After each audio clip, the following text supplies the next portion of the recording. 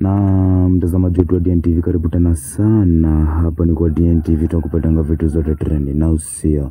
Taharuki imetanda katika mtaa wa Ruaka baada ya kupatikana kwa kijana aliyekuwa ametupwa kando ya barabara akiwa katika hali ya kuchoka na majeraha mwilini. Kijana huyo ambaye bado hajatambulika rasmi na familia yake haijazungumza na vyombo vya habari, anadaiwa kuwa blogger maarufu aliyekuwa akishiriki katika maandamano ya vijana wa Gen Z yanayoendelea kote nchini.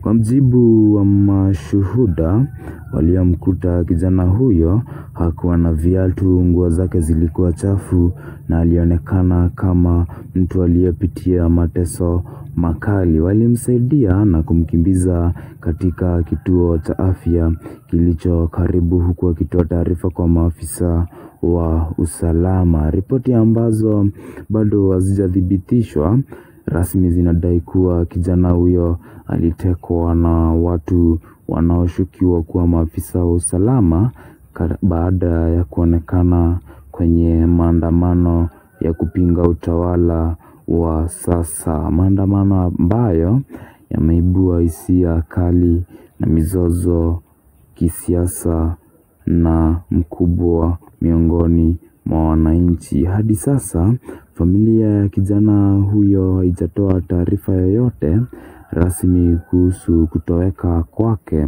wala hali yake ya sasa. Majaribio ya mwanahabari na wanaharakati wa haki za binadamu kuwasiliana nao hayajazaa matunda. Hata hivyo, mashirika mbalimbali ya kijamii na haki za binadamu yameanza kufuatilia tukio hilo, wakihusisha matukio ya karibuni ya utekaji, mateso na vifo vya wanaharakati na wanablog nchini. Kwa upande mwingine, serikali na polisi wameshtumiwa kukali na makundi ya utetezi wa haki za binadamu kwa madai ya kutumia nguvu kupita kiasi dhidi ya waandamanaji na kuwalenga wale wanaotumia mitandao kueleza malalamiko yao. Hali hii imezua uoga miongoni mwa wanaharakati na vijana ambao wanasema wanaishi kwa hofu ya kutekwa na kuumizwa kwa sababu ya misimamo yao. Mashirika kama Amnesty International na Haki Afrika yameitaka serikali ya Kenya kuchunguza kwa kina visa vyote vya utekaji na mateso yanayodaiwa kufanywa na vyombo vya usalama.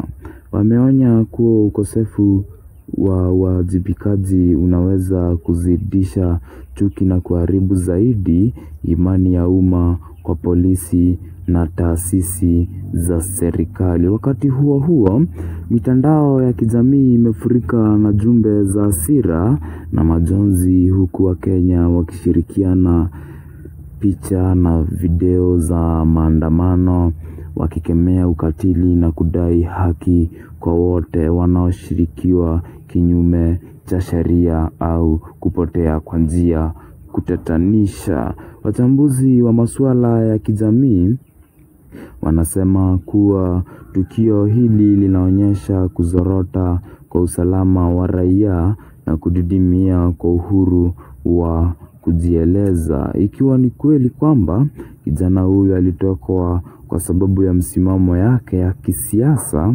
basi taifa linahitaji hatua za haraka kulinda uhuru wa raia wake, alisema mmoja wa wanaharakati wa Amnesty Kenya.